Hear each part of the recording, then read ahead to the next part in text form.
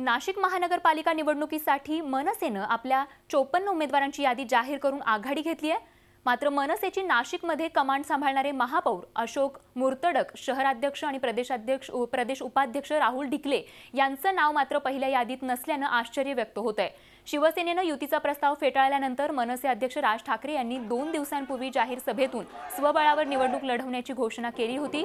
राज्यातील पहिलं सत्तास्थान असणाऱ्या नाशिक महापालिकेच्या 122 जागांपैकी 54 जणांची पहिली यादी जाहीर केली आहे।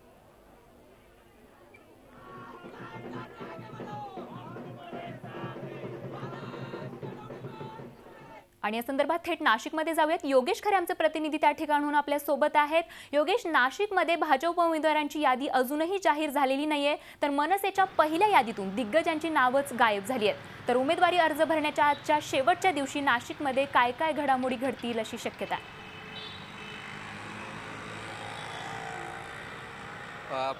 भाजप आणि शिवसेना या दोन्ही कार्यालयांच्या पदाधिकाऱ्यांमध्ये एकूण या ठिकाणी रात्रभर चर्चा सुरू होती। रात्री 1-2 वाजेपर्यंत या ठिकाणी खल सुरू होता। तर म्हणजे भाजप आणि सेना यामधलं जे मोठ्या प्रमाणात झालेलं इन्कमिंग आहे त्यामुळे मोठी समस्या या ठिकाणी निर्माण झालेली आहे। आणि त्याचबरोबर सेनेमध्ये आणि भाजपमध्ये जी नवीन लोकं आलेली आहेत त्यांनी काही हक्काच्या जागा या ठिकाणी मागितल्यामुळे एकमेकांमध्ये या ठिकाणी भांडणं सुरू झालेली आहेत। जे आमदार आहेत शहरातले भाजपचे, या दोघे आमदारांच्या कार्यकर्त्यांनाही तिकीटं मिळत नाही आहेत। आमदारांचे चिरंजीव किंवा आमदारांची एक मुलगी आहे, सीमा हिरे यांची मुलगी आहे, तिच्या बाबतीत रश्मी हिरे, तिच्या तिकिटाबाबत अजून अनिश्चितता आहे। या घराणेशाहीचा वाद आणि एकूणच या ठिकाणी प्रस्थापितांचं जे काही वर्चस्व आहे त्यामुळे पक्षांना वेठीला धरलं जातं, एकूण असं चित्र या ठिकाणी दिसून येतं आहे। त्यामुळे यादी जाहीर करण्यास अजूनपर्यंत मुहूर्त या ठिकाणी लागलेला नाही। थेट एबी फॉर्म देऊन ही बंडखोरी किंवा होणारी भांडणं हा टाळण्याचा प्रयत्न दोन्ही पक्षांमध्ये दिसतोय। आणि या दोघं पक्षांमुळेच जी काही तिकीटं मिळाल्यानंतर उर्वरित जे उमेदवार आहेत ते काँग्रेस आणि राष्ट्रवादीमध्ये जाणार आहेत। आणि त्यामुळे राष्ट्रवादी आणि काँग्रेस या दोन्ही पक्षांची यादीसुद्धा अजूनपर्यंत जाहीर झालेली नाही आहे। फक्त आघाडी घेतली आहे ती मनसेनं।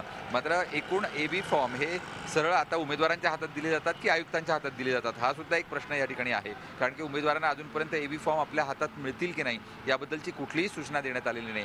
त्यामुळे एकूणच गोंधळाचं वातावरण हे नाशिकमध्ये आहे, कुठलीही स्पष्टता या ठिकाणी दिसून येत नाही आहे। मात्र त्यामुळे तणावपूर्ण शांतता राजकीय क्षेत्रामध्ये आपल्याला नाशिकच्या दिसून येते। नक्कीच योगेश, तर थेट एबी फॉर्म देऊन या ठिकाणी बंडखोरीचं वातावरण टाळण्याचा प्रयत्न या ठिकाणी सुरू असल्याचं आपल्याला पाहायला मिळते। धन्यवाद या सविस्तर माहितीसाठी।